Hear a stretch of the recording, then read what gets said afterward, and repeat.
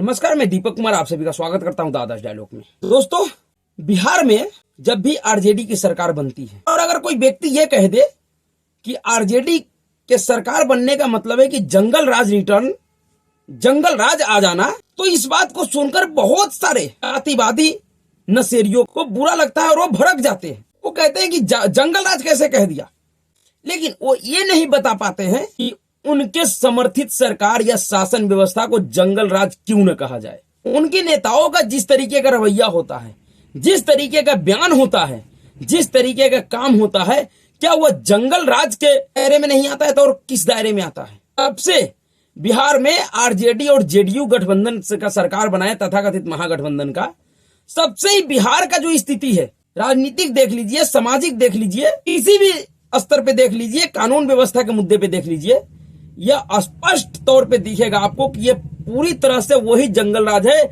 जिस तरीके का जंगल राज 2005 से पहले था बिहार में।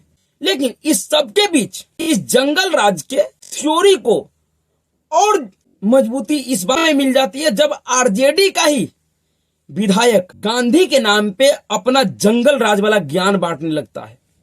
समाजों के बीच में वो एक वैमनस्य पैदा करने लगता है। किस तरीके से वो समाज को भड़काता है। 1994-95 में बिहार में ही एक दलित डीएम का हत्या हुआ था, जिस हत्या के आरोप में बाहुबली नेता आनंद मोहन जेल में बंद थे, जी किसनैया का।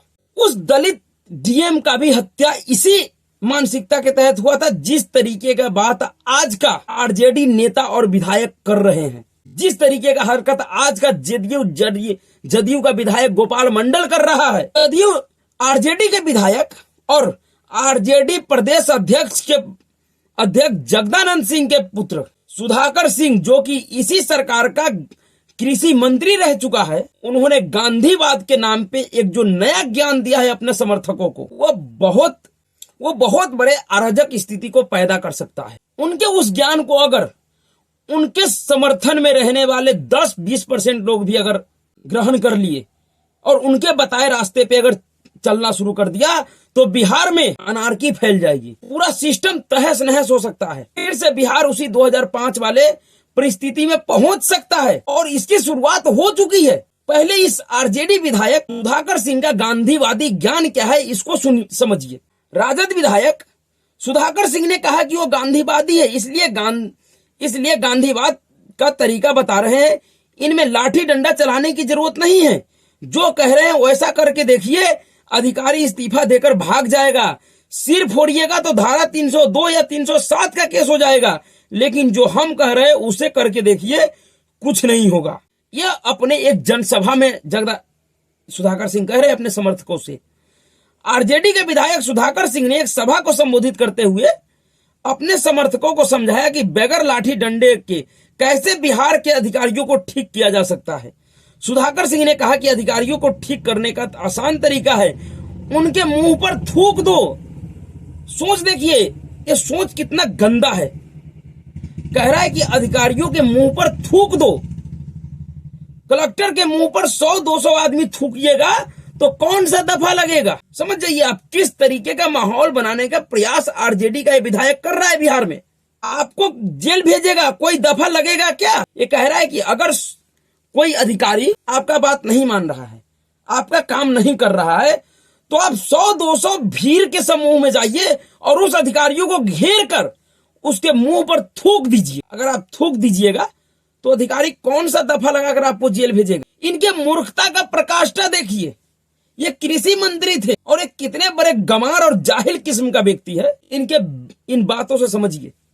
ये कह रहा है कि अगर आप 100-200 लोग मिलकर अगर एक अधिकारी के मुंह पे थूक दीजिएगा, वो भी कलेक्टर का नाम ले रहा है, जो जिला का अधिकारी होता है। राज्य में मुख्यमंत्री के बाद अगर जिला वार अगर देखा जाए तो सबसे बड़ा पोस्ट कलेक्टर का होता है। उस अधिकारी को घेर कर कह रहा है कि उनके मुंह पे 100-200 लोग थूक दीजिए, तो आपका वो क्या बिगाड़ लेगा? कौन से दफा में आपको जेल भेजेगा?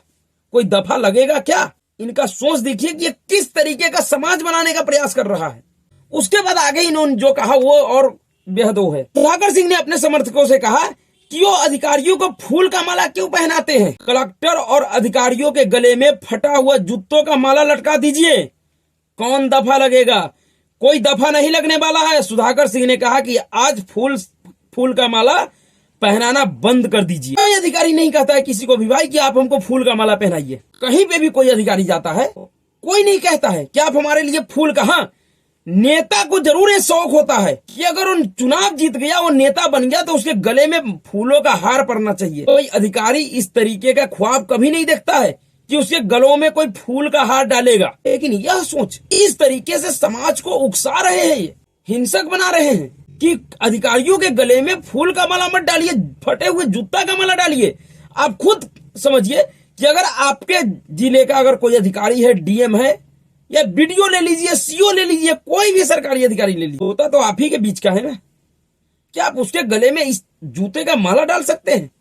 क्या आप उसके मुंह पे थूक सकते हैं? विरोध करने का बहुत सारा तरीका है। अगर कोई अधिकारी गलत कर रहा है तो उसके लिए बहुत सारे तरीके हैं उनका विरोध करने का, जो इसी सिस्टम और सरकार ने बना के दिया है। लेकिन किसी के मुंह पे थूक दीजिए, किसी के गले में जूता का माला टांग दीजिए, ये कौन सा तरीका है? ये कौन सा गांधीवाद का ज्ञान है? क्या यही गांधी का ज्ञान था? क्या यही विचार गांधी का था? अगर इस तरीके का विचार गांधी जी का था तो इससे घटिया विचार कुछ नहीं हो सकता है। सुधाकर सिंह ने कहा, सुधाकर सिंह ने अपने समर्थकों को दूसरा तरीका भी बताया। उन्होंने कहा कि ये सब भी ना कर सकते हैं तो एक और रास्ता है, चौक चौराहे पे जब अधिकारी आए तो सब मिलकर उसे अपने हाथ का अंगूठा यानी ठेंगा दिखाइए। इस पर कौन सा दफा लगेगा? कोई दफा नहीं लगने वाला है। आप समझिए कि आरजेडी की सरकार को, आरजेडी शासन को क्यों जंगल राज कहा जाता है। यही कारण है कि आरजेडी का शासन होता है, आरजेडी की सरकार होती है, तो इसको जंगल राज के नाम से उपाधि दिया जाता है।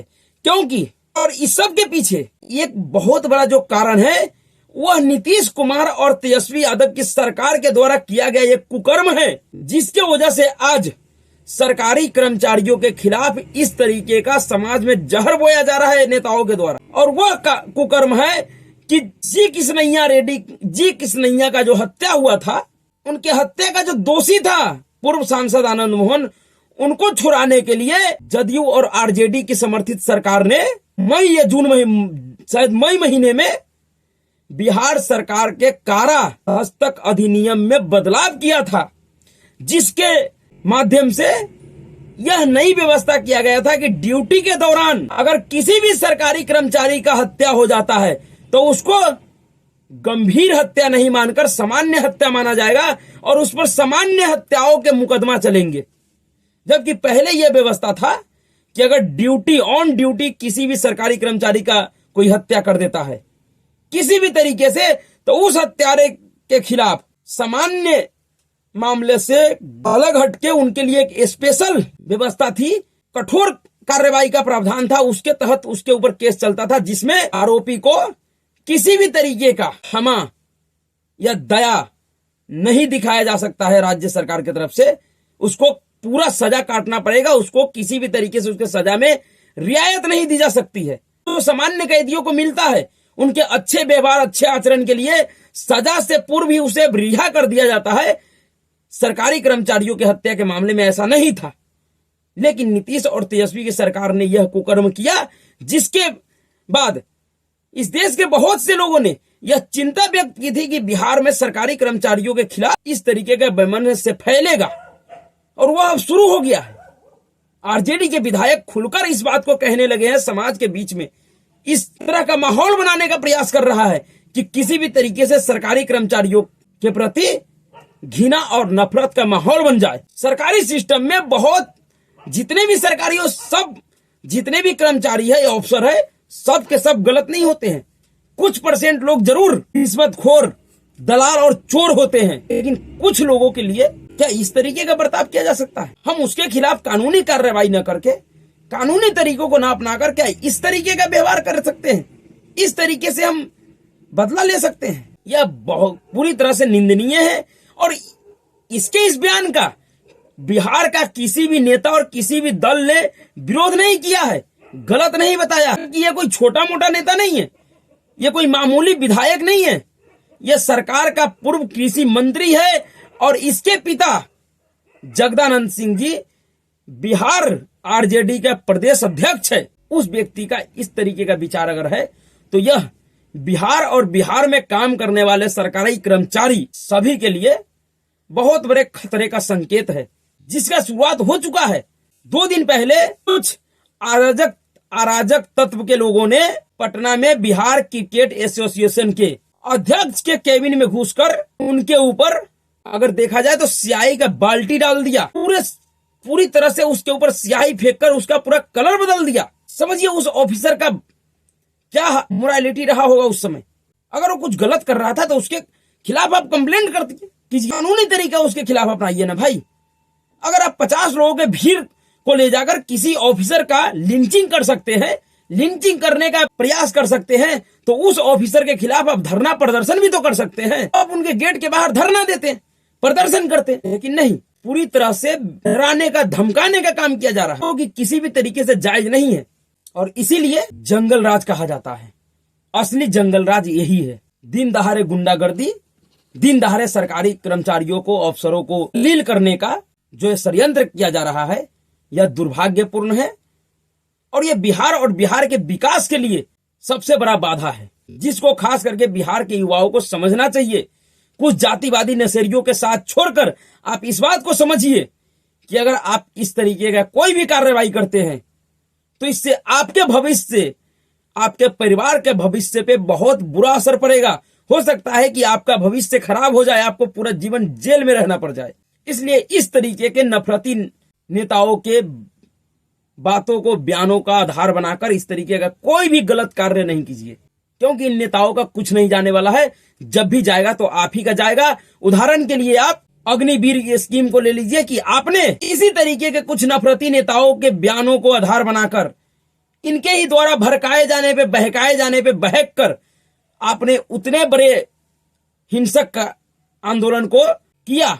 लेकिन जितने भी लोग उस के खिलाफ जेल गए हैं, क्या किसी के घर पे नेता गए हैं मिलने? किसी के हालचाल भी जाना है नेताओं ने? इस तरह के षड्यंत्र से दूर रहिए, इनके षड्यंत्रों को समझिए। ये सब इसलिए किया जा रहा है कि किसी भी तरीके से इनको चुनाव जीतना है, इनको सत्ता में आना है, इनको अपने 9वीं फेल राजकुमार को मुख्यमंत्री बनाना है। इससे ज्यादा इनका कुछ भी सोच नहीं है, इनका कुछ भी, इनका कोई विचार नहीं है। तो अभी के लिए इतना ही। अगर आपको वीडियो अच्छा लगा तो वीडियो को लाइक कीजिएगा, शेयर कीजिएगा और चैनल को सब्सक्राइब कीजिएगा।